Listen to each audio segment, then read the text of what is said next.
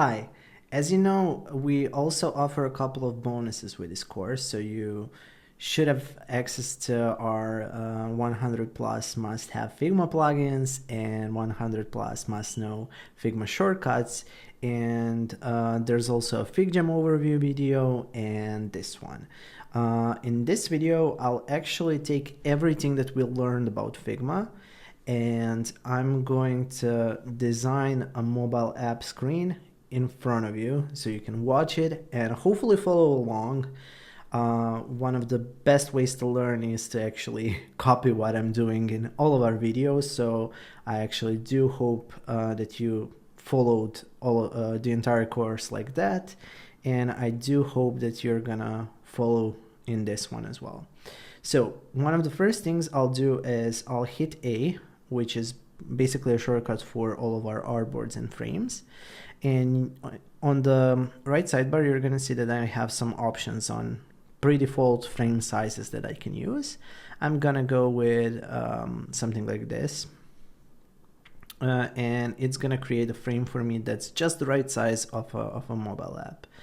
I'll call this mobile app screen demo, and we can start things off. So take a look at the community in Figma and find two resources. So you're gonna need the status bar. I'm gonna create an iOS app screen, but if you want to work on an Android one, there's tons and tons of resources that you can find in the community where you're gonna have those status bars and the bottom bars that are in that particular operating system. So I just have one that we often like to use in here, and I'm just gonna paste the home button below and the status bar on top so that I have that in here as needed.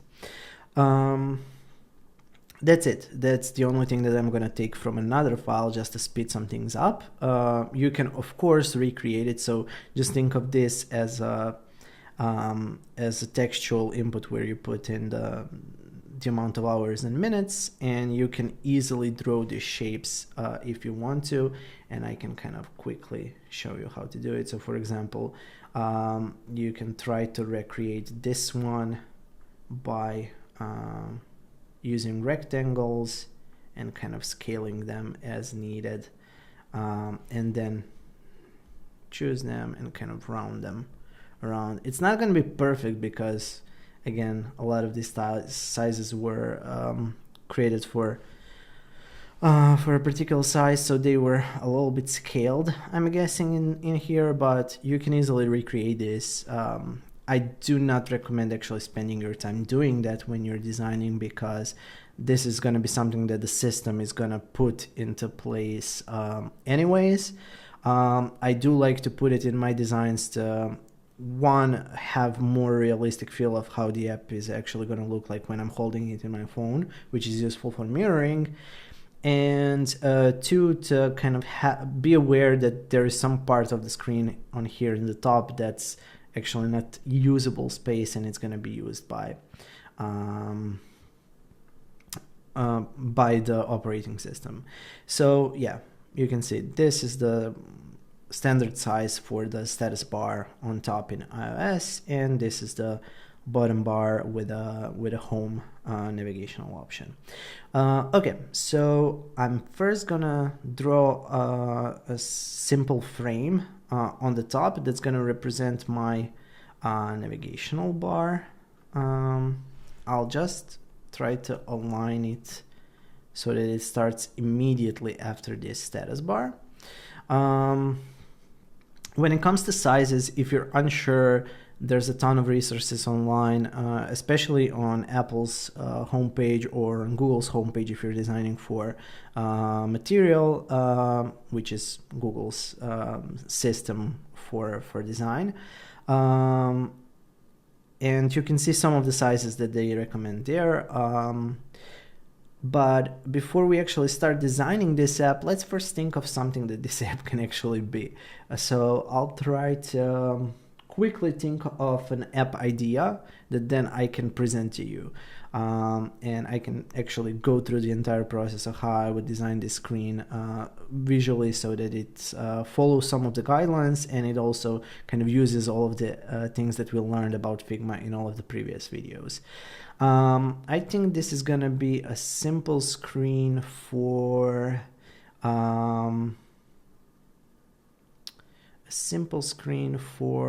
tracking progress of some of your goals. So let's imagine that this app is an app that's kind of a habit tracking app. You have some things that you want to ensure that you continuously do.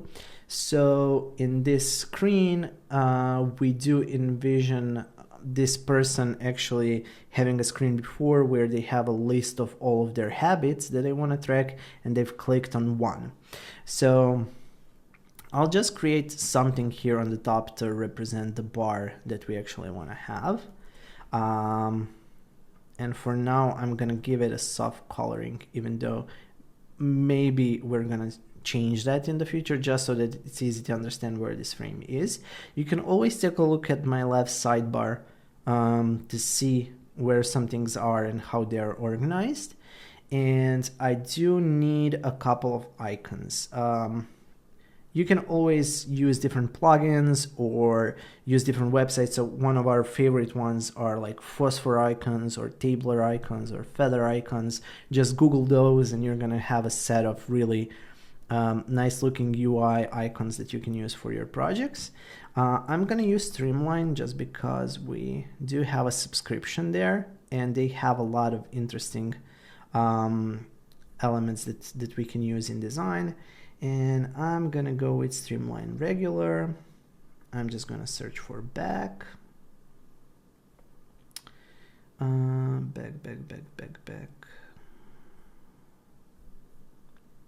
Arrow. Oh, maybe my account isn't connected. Give me a second, I'll be right back. I logged in and now I can just grab this icon. As you can see with this plugin, as soon as I hit on a particular icon, it appears in the interface in here. You can see that it's actually kind of looks like it's within a frame, but it's not. It's inside of its own frame, and you can always see frames because they have like little gray titles above them, and when you hover over items there's gonna be a blue rectangle around it like this. One thing that happens with plugins sometimes is when you drag things in, they place on like weird sub pixels, half pixels. So what I like to do is actually round this up to an actual number. It's not changing the dimensions in any way. It's just ensuring that this doesn't stay in some random number. I don't know why Figma does it. It's one of the things that I hate the most about it. Because no one would ever want to design with half pixels. So I just grabbed that back icon by using Command X. So I kind of cut it out and I'm gonna paste it inside of this frame by hitting Command V. So there's two ways that I can do it. If I hit Command Shift V, it's gonna paste it over my frame. So you can see here in the layer list, it's actually above it. It's not inside a frame. Or I can use Command V and it's gonna place it inside of this frame, but it's gonna position it based on where it was positioned recently. So since previously it was inside of this big frame and it was positioned 44 pixels from the top, right now it positioned it 44 pixels inside of this frame. So keep that in mind. If it wasn't positioned in any way like it was previously, if you noticed it when I first pasted it, it might paste in the middle of a frame. But just know that there are kind of different logic that Figma has when it comes to pasting elements based on where those elements were previously. When it comes to mobile app screens, I do like to create a little simple grid for me to follow. So I'll go here under columns. I'll just have I'm guessing 2 columns, maybe 4 and maybe 12 depending on what I'm designing, but I'll go with 2 for now. I'll use stretch. Margins on the left and right side should be 16 pixels. It could be 20 depending on, like, do you want more white space or less. Usually on mobile apps there's not a lot of space on the screen, so you try to get the best out of it, so I do use something like a 16. And then on the gutters I would go with either 12 or 8.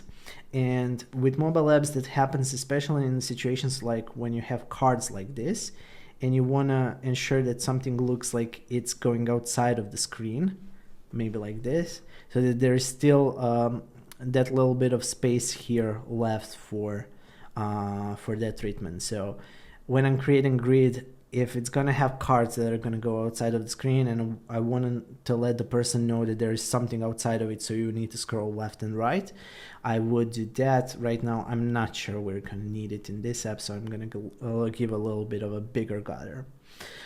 Okay, so we have this back icon in here. It does look how most of the back icons look in iOS. Usually for this icon it's best to actually use the back icon that iOS provides in their icon set.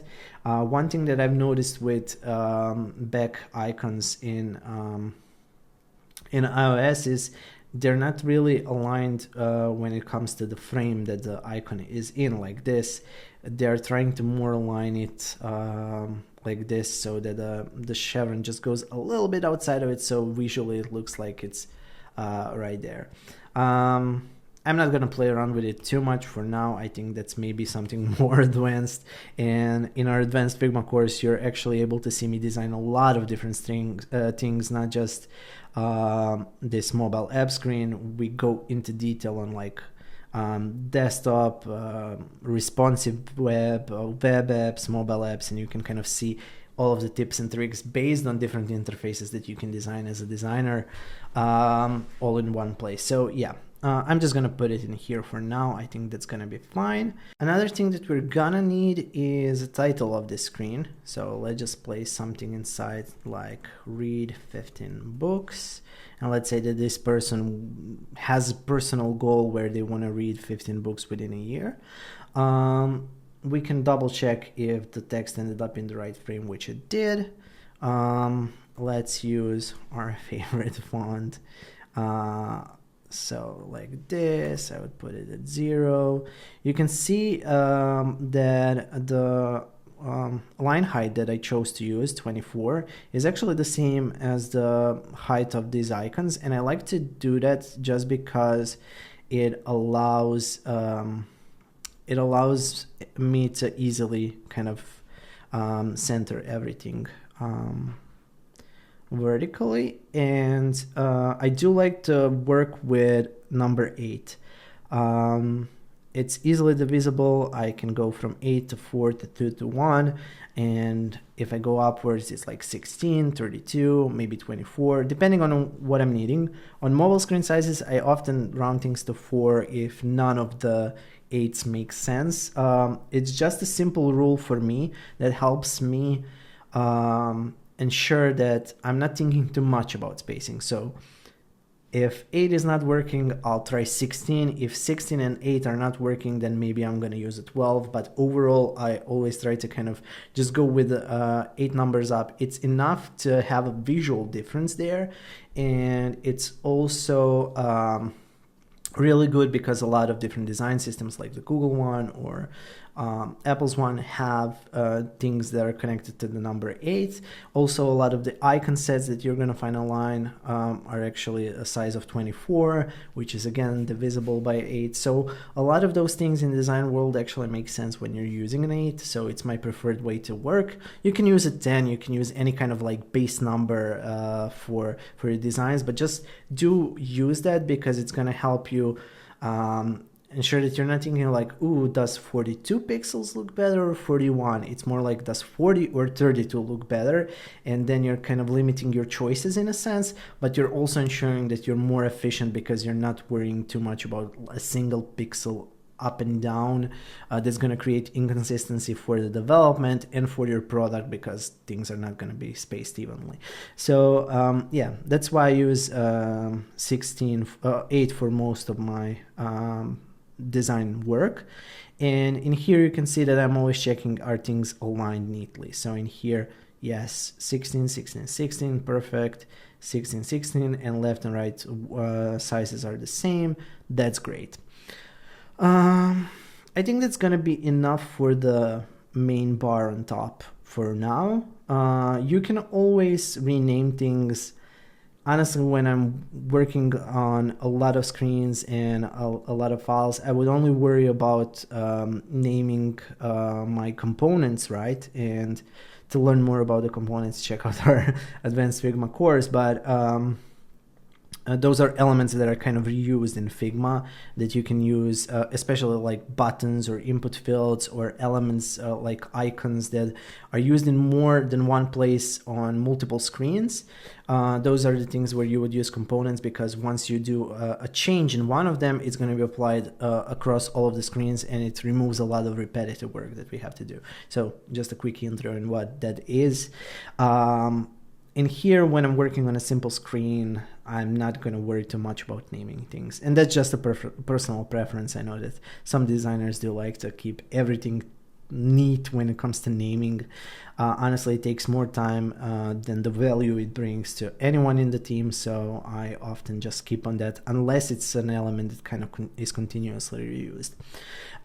So, okay, we have a bar on top, and let's say that this person has some kind of input number that they can use to track this progress. So it's 15 books. It's not a lot, but I would still want to allow for manual entry of a number. And I would also like to allow for quick removal or addition of how many books were actually read up until this point. So I think I'm going to create some kind of a simple frame here in the middle that's going to be used for entering the number. Maybe because of that, my grid is actually going to have to change, and I do want to use something more advanced. I can even go with 12, honestly, just to showcase how you can use it to your advantage. And I think I'm going to have it be like this, where I'm using 6 columns, and I'm leaving 3 on each side for the little minus and plus buttons. Just to make sure that it kind of looks okay, I do think I'm gonna make it a square where you can enter your number inside. If I do envision this number becoming something like really large, like thousands, I would then maybe opt into use something like this, where it's more of a rectangular format. And honestly, I'm not against it, so maybe I'll just keep it like this for now. Sorry, I know that I'm kind of going through everything that's in my mind and trying to explain my process, but I hope that you see the value in it, because I'm actually trying to teach you how I think and what I think about when I'm designing, so that you can maybe replicate that as well as you're moving through Figma and as you're designing and learning some of these new skills. I'm going to switch my face to this side of the screen. Hope that doesn't bother you too much, just because I'm going to work a lot with the right sidebar with all of the design options, and sometimes they're going to get hidden if my face is in here. So I just want to ensure that you can see everything, that I can see everything. So you can see that in the height of this element, I use something that's divisible by 8. Width, I actually follow the columns. And that's something that I often do with design. I'm not going to worry too much about creating color styles for now. As I said, I'm working on just one single screen. So for now, creating color styles maybe would be more work than the actual benefit I'm going to get out of this. But if I were to create like 3 or 5 screens, then sure, I would start to create some of the styles that are usable in here.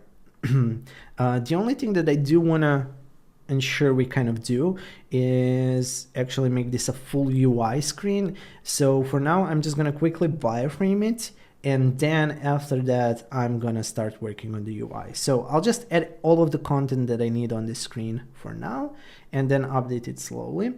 I do think that this is gonna be some kind of an input with a number. So let's say that this person actually read just 8 books. And I do think that this number needs to be a lot bigger. So I'll try even something like this. Let's just make it a regular number so it doesn't stand out too much. Oh, sorry, 48. Let's just center it. So I'm using these options on the top to center it within the frame that I have in here. So I have my number 8. Just to ensure that all of my numbers can stay in place, I can also do this and just kind of stretch it across the entire frame. And I'm gonna need my streamline icons. And I don't remember what I used last. Let's say that it was Coreline. I can double check with Beck.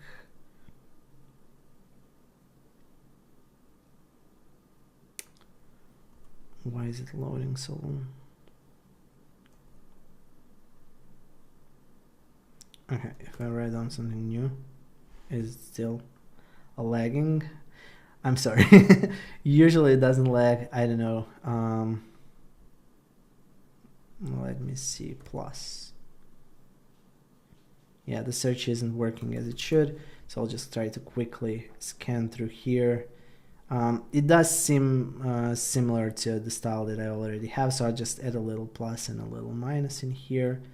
I think both of them were added, but I'm wondering. Oh yeah, they're just one over the other. And you can again see that they rounded it up to some random number. So I'll try to fix that. I'll try to actually add them within a frame that I'm working in. 34. Let's grab that. Let's put it inside. Perfect. And I'm just gonna make this like this and this like this. So you can see that I'm kind of trying to space it out. The thing that is obviously wrong in here, you would always expect minus to be on the left side. I'm just going to replace it like this. So I selected both frames. They have a set distance in between them, so I can just grab this little circle and kind of move it around as needed. So yeah, maybe even 32 is going to be better. It gives more space for the thumb to actually hit this and not the input field. And you can see that now this screen is kind of looking like this, where I have an input field that I can just press and hopefully a keyboard is going to appear. Then I can just enter the number. And if it's a small jump from, like, maybe I just read 1 book and I want to update my status, I go in here and hit plus once, and it's going to change from 8 to 9. So that's how I envision this book, this app working. And you're just kind of tracking your progress. I do want to have a big button on the bottom that's going to say save progress or update, because I'm updating my goal. Something like a 17 should be enough for the mobile button. Anything between 15 to 17 should be fine. And you're gonna learn a lot of these sizes and kind of best practices for some of the screens as you progress with your industry knowledge and as you get more experience. And also, if you want a shortcut for that, again, check our Advanced Figma course. So I'm gonna actually hit Shift A to create an auto layout for this button, even though auto layout isn't actually needed for this one button, because on mobile phones, usually what I like to do is have one big button that stretches from one edge to the another edge of the screen, so from left to right. So it's not necessary, but it's something that you can do. I want to position it so it kind of grows from the middle. I want to ensure that I have enough space on top and bottom, so I'm maybe going to do something like, maybe even like this. 64 looks like a big enough screen, a big enough space for me to hit it. And since this screen is actually really empty with the features that it has. A bigger button is not a problem. I do like to keep my buttons in the range of 48 to 64 when it comes to phones, so most often it's going to be like 56. 44 to 48 is the minimum on Google and iOS, so I do like to go a little bit above it to ensure that they're as much tappable as possible. And then I'm just going to drag this. Figma has this annoying new update where they have these pink lines that actually annoy me more than they help me. As you can see in here, it's really hard to get to the point where you want to stretch it. And you can see that I'm double checking. So 16 on the left side, 16 on the right side, 48 from the bottom, just to ensure that I'm not covering the home button in any way. And I'm gonna put a fill on this button to be able to see it. Now, for now, since I'm just worrying about adding the content that I want in here, I don't wanna work too much on this. I do wanna add like 2-3% of character spacing on some button text, especially because I'm using black to ensure that legibility is still here.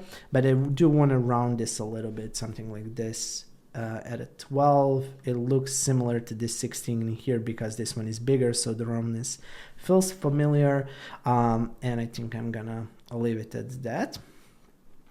And the only other thing that I want to add onto this screen is like maybe a list of updates. So I think I'm going to have a little label. So I'm pressing T, F for text, that says update history. I'm going to copy the style of this text, so I'm using Command Option C. Again, if you're not working on Macs, don't worry, all of the shortcuts that I'm using, you can double check it in our shortcuts PDF and see what they are on Windows. And I am actually going to left align this, so I'm also left aligning the text. I'm going to create a spacing that feels like it's similar from here to here, so maybe like 80 just to give it a little bit more space, or 96. 96 looks great. I'm gonna put this as a semi-bold. I do like to skip weights, so from black I wouldn't go to bold, I would go to semi-bold, and from semi-bold I would go to regular, just to ensure that the difference is actually noticeable.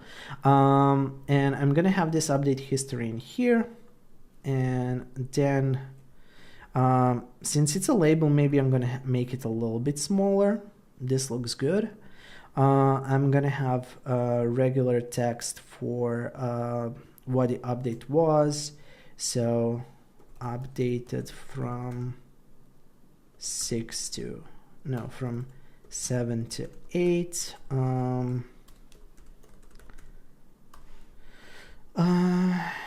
Maybe give it a little bit more spacing, and on the right side I'm gonna have the date on when the update happened.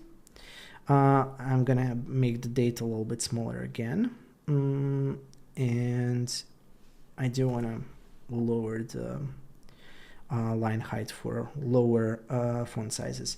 One thing that you're gonna notice is I've centered these, but it doesn't look centered. It looks a little bit off, and that's because we often see this invisible baseline of the text as the thing that we want to align our text on. So you can see I moved it 1 pixel down, and it actually appeared like it's aligning everything in here. So Figma has this handy way of seeing if the baseline is aligned, and it is in here. So I'm just going to do that. Even though it's not centered mathematically, it's visually more centered. I'm going to align this text to the right so that I can change that date to, let's say, August 15th. And I can just use opacity to make this a little bit more subtle. Then I can create an auto layout for this. And sometimes it's going to break a little bit. You saw that August was pushed 1 pixel up again. You can go to the settings in here and actually turn on baseline alignment. Now it's working perfectly, and you can see that this element is not mathematically centered, but it is visually centered based on the baseline. And I'm gonna give more spacing to the top and bottom of this element, something like this, maybe with 12. yeah, 12 looks a little bit better. I'm not gonna have any spacing or padding on the left and right side, and I'm just gonna make this. I can also add a stroke to this. Oh, but I don't want a stroke to be around the entire object, so I'll just switch from this to the bottom one, and it created a little line like this. I'm gonna make the line 0.33. That's kind of 1/3 of a pixel, and that's because our screens we're designing for 375 right now, but actually on phones that are kind of Retina screens, it's not gonna be 375 pixels. It's gonna be 3 times as much, so like this, and everything is gonna get scaled down. So we're working in design with pixels that are kind of density agnostic in a sense. They're not actual like pixels that are gonna get scaled either to 2x or 3x depending on the phone that you have. If you're working for iOS, it's always going to be like 3 times as much. So it's just something that ensures that it's 1 pixel on an actual phone, but here in the design, it's going to be 0.33 pixels. It's still going to be noticeable, but it kind of gives a really subtle line so that it's not overpowering the rest of the design. And I'm gonna move this down. There's no spacing in here, and just create an auto layout and create a third copy of it by clicking on the element that I want to duplicate and just hitting Command D to duplicate it. And now we have some kind of an update history that says from like 6 to 7, and maybe this one is going to go from 4 to 6 because this person forgot to update the app on time. So let's say, I think I do need to go in here and ensure that this stays as fixed width. So because you saw me, I'm gonna go back. It's now hug, and if I change it to something like this, the entire size of it is gonna switch unless it's on the fixed. So previously we had it at hug contents. So in here you saw the line only going to here, and that's not what we want. We actually want the lines and the entire rows to always stay the same. So I'm gonna use fixed width, and then I'm gonna align this and say like August 1st. But we still have a problem. It's now going outside of everything. So that means that this auto layout wasn't actually done the way it was supposed to be done. And I'm gonna say that it hugs content, but it should be, oh, maybe that's because of the baseline. No, it's the space between. Yeah, okay, perfect. So it's working now.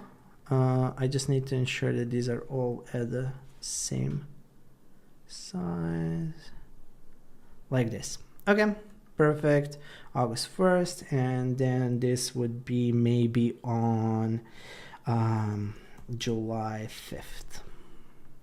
Okay, perfect. So we have that. Honestly, the date is not really relevant, so maybe I can lower the size a little bit more.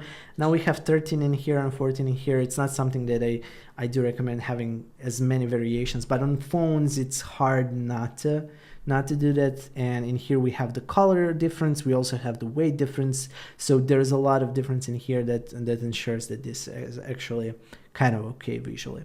Another thing that I want to do is I want to drag this a little bit more to the bottom because I don't think it needs to be so high up, and I do want to create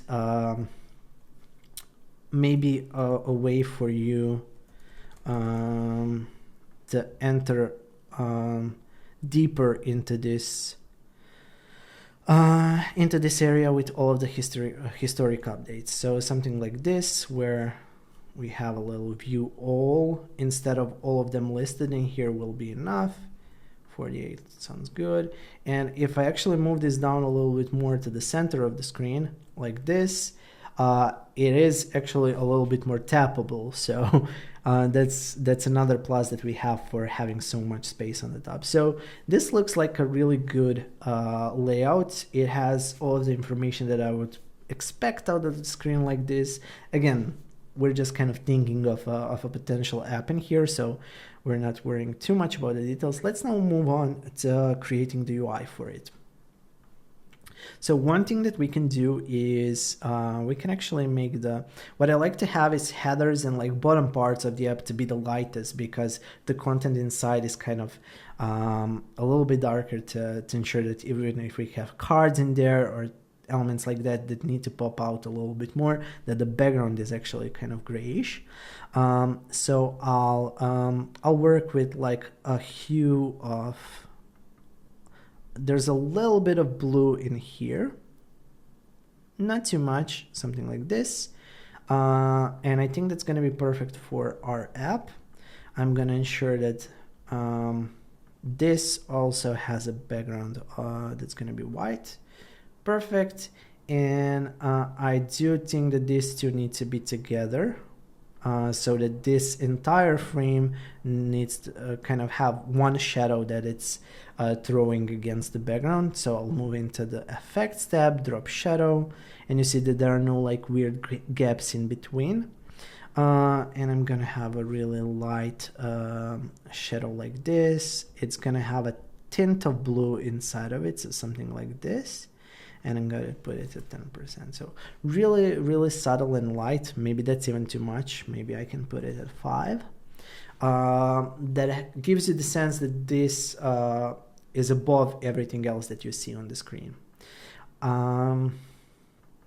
Often with iOS apps, all of the clickable elements are kind of there, a shade of blue. I do not like to work with top saturation, so something like this might be fine. I'll leave it like this for now.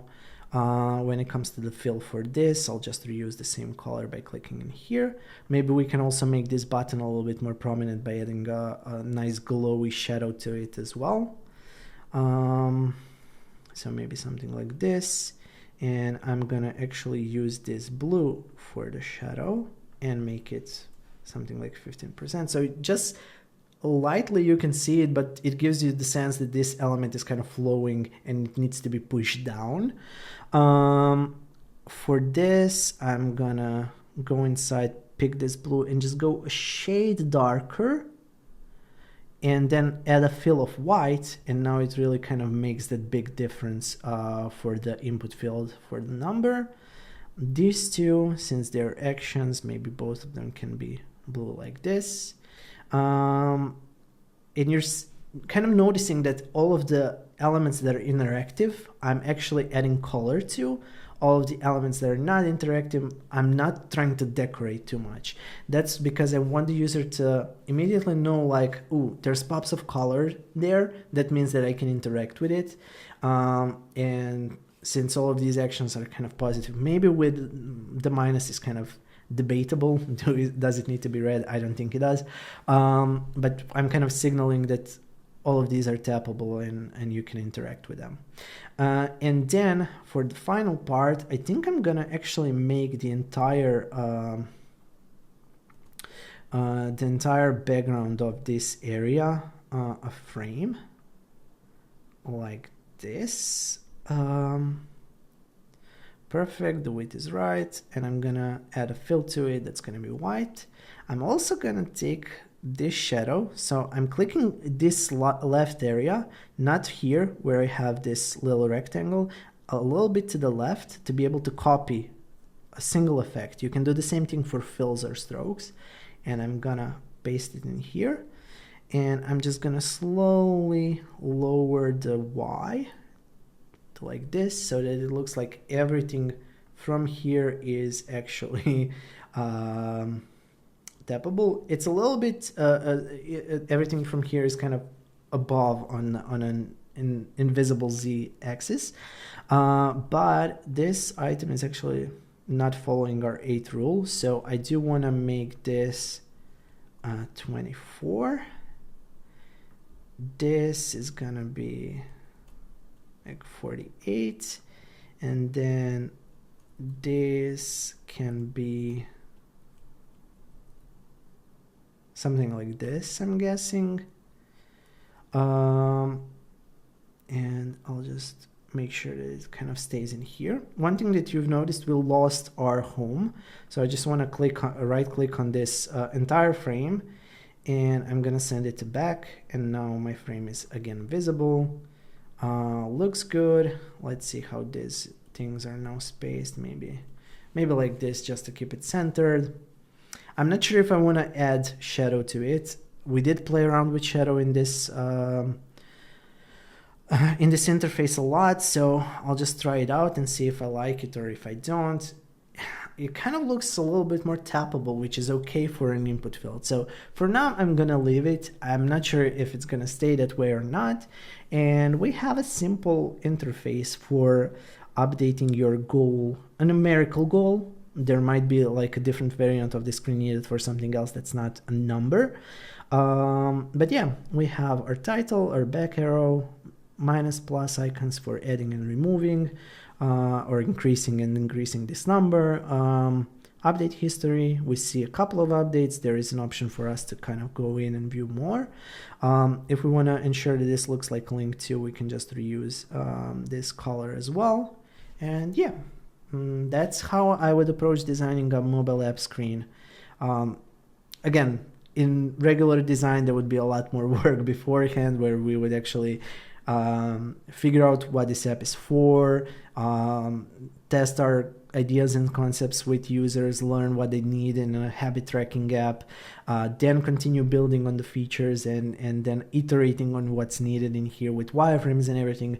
But since this course was an introduction to Figma, I just started working on a particular screen in Figma that was just based on my kind of guesses and hunches of what is needed on this screen. So yeah, but I do hope it was helpful. Thank you so much once again for joining me on this little adventure, and I hope you learned a lot in this course.